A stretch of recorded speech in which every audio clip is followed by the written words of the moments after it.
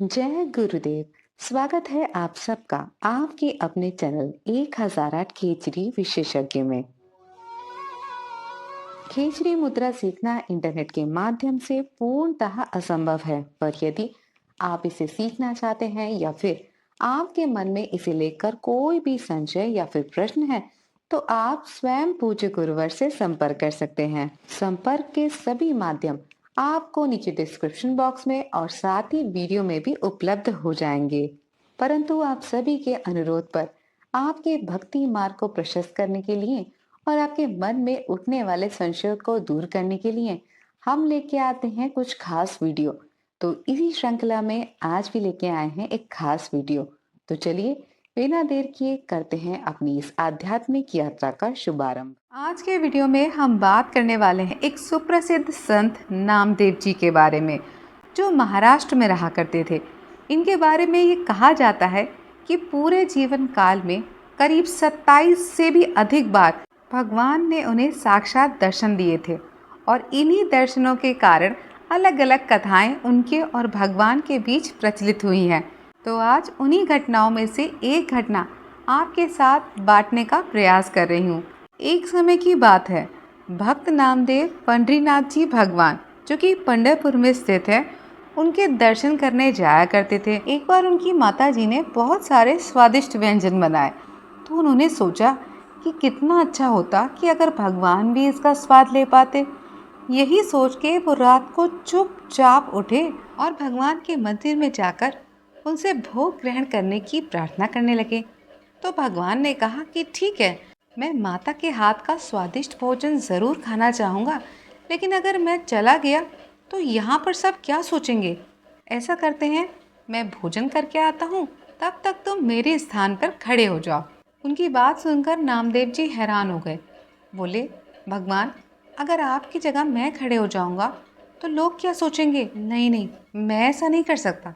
इस पर भगवान मुस्कुराए और उन्होंने कहा, चिंता मत करो, मैं तुम्हारा ऐसा श्रृंगार करूंगा कि कोई पहचान ही नहीं पाएगा कि ये तुम हो या फिर मैं।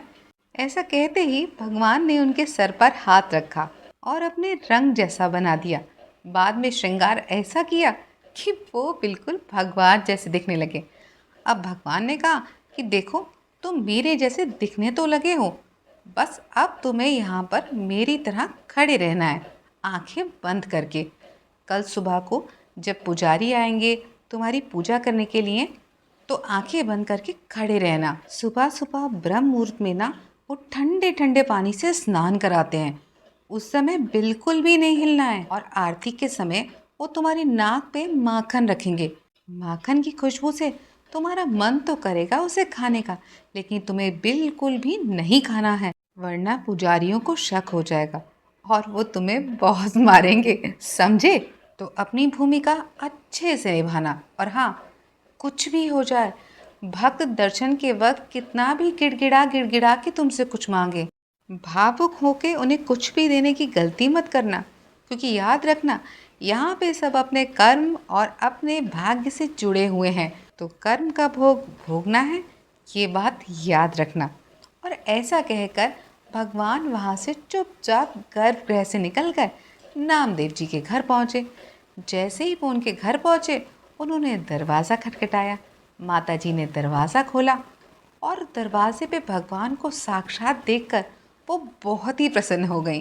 तो भगवान ने नामदेव जी की माता जी से कहा कि माता जी, यहीं पर मुझे देख के प्रसन्न होती रहेंगी या अंदर भी बुलाएंगी। सुना है आपने बहुत तरीके के स्वादिष्ट व्यंजन बनाए हैं, आज मैं उसी का भोग लगाने आया हूँ, क्योंकि मंदिर में तो रोज़ रोज़ पूरन पोली खा खा के मैं थक गया हूँ। आज कुछ अच्छा खाना चाहता हूँ। ये सुनते ही माता जी ने भगवान को शीघ्रता से अंदर बिठाया और गरम गरम भोजन परोसने लगी और कहने लगी कि पता नहीं ये नामा कहाँ रह गया, वो भी आ जाता तो भोजन कर लेता। तो इस पर भगवान मुस्कुराए और बोले, नामा से मिलना है ना, मैं भोजन कर लूँ फिर आपको नामा से भी मिलवा दूँगा। तो माता ने कहा ठीक है। भगवान ने भोजन किया और उसके बाद माता जी से कहा कि क्या आपके पास कोई काली दुशाला होगी। माता ने बड़े आश्चर्य से देखा तो भगवान ने कहा, माता, इसे ही ओढ़ के तो मैं बाहर जाऊंगा, वरना सब पहचान लेंगे ना कि मैं कौन हूँ। इसलिए खुद को छुपा के चलूँगा। काली दुशाला में कोई पहचान नहीं पाएगा मुझे। अब भगवान दुशाला उड़कर माता को अपने साथ लेकर चल पड़े। चलते चलते वो मंदिर में पहुँचे। उस समय तक आरती शुरू हो गई थी। ढेरों भक्तों की भीड़ के बीच भगवान भी आरती का आनंद ले रहे थे। इसके बाद दर्शनों की बारी आई तो भक्त दर्शन कर कर के जाने लगे। तो इस पर माता ने उनसे कहा कि भगवान, आप तो यहाँ खड़े हैं, तो भक्त दर्शन किसके कर रहे हैं? इस पर भगवान मुस्कुराए और बोले कि आज भक्त मेरा नहीं, मेरे भक्त नामा का दर्शन कर रहे हैं, क्योंकि आज नामा मेरी जगह पे खड़ा है। ये सुनकर माता हैरान और भगवान कहने लगे कि देखो माता, मेरा नामा आज कितना सुंदर लग रहा है। उसे देखकर बड़ा ही आनंद आ रहा है। आज मैं अपने भक्त के दर्शन करूंगा। तो अपने भक्त के दर्शन करने के लिए भगवान गर्भगृह में जा पहुँचे।